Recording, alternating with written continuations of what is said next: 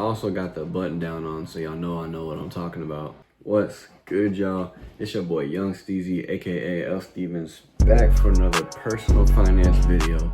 And today we talking about credit cards, specifically Blue Cash, specifically AMEX Blue Cash Preferred, which I got right here. So we're gonna unbox it, envelope it, you know what I'm saying, get right into it. We're gonna do like a little overview of the perks and the features and whatnot. And I'm gonna break down, you know, kind of why I picked it and what it's gonna do for me. So all that being said, let's go. So we're gonna open this thing up, see how we looking, see what that presentation looking like.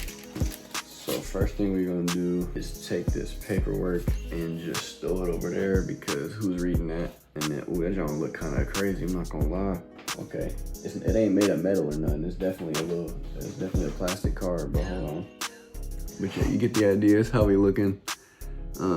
Got the little dude on the front, cool. My name ain't even fit on the thing. They just got my initial on there. So I'm gonna pull that paper back up again. Actually, we can look at some of the benefits.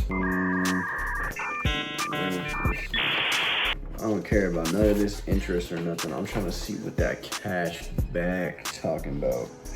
FAQs. I thought it was gonna come with like a little pamphlet. This is talking about all like the APR, insurance, all that stuff, which doesn't apply to me because we don't carry no balance around here, fella. Yeah, I guess I should throw a little disclaimer out there. I'm not a financial advisor. Oh, hell no, man. What the fuck? I'm just a guy. You know what I'm saying? I like money. So here we are talking about it. So real quick, what we got? 6% cash back on groceries, 6% on streaming services, 3% transit, 3% gas, 1% everything else. All right, that's pretty solid. Big three for me is gonna be groceries, streaming, gas. The transit's cool. I take a Lyft probably one time a year, but you know what I'm saying, getting some money back on that, I ain't mad at it. Also, a $120 Disney streaming credit, eligible for bundles. So Disney, Hulu, HBO, you're gonna get that $120 streaming credit, which is lit. It does have a $95 annual fee.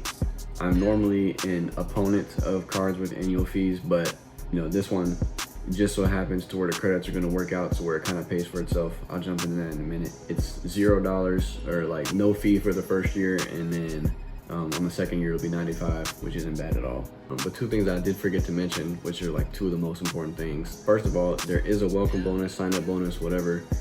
Spend $3,000 in the first 6 months, which I will be taking advantage of, and I will be getting that $300 sign up bonus. Thank you very much, I'll take that. And then the second thing is on the cashback, it is statement credit only. Cashback is received in the form of reward dollars that can be redeemed as a statement credit. So some people that might not like that. For me, it's really no problem. Like I said, it's just for the groceries, just trying to shave a couple bucks off the grocery bill. But yeah, man, so why did I pick this, right? 6% back on groceries is crazy, right? Me and my fiance, you know, we're a Kroger.